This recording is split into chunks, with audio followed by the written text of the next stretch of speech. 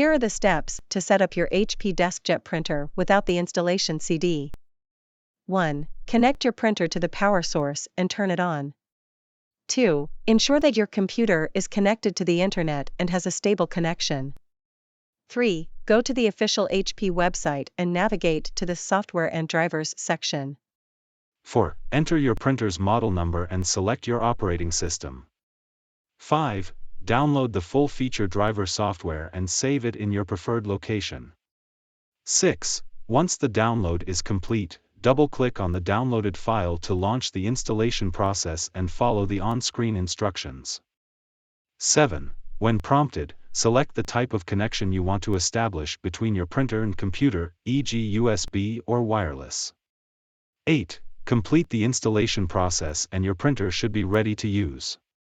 I hope this helps. Let me know if you have any further questions or concerns.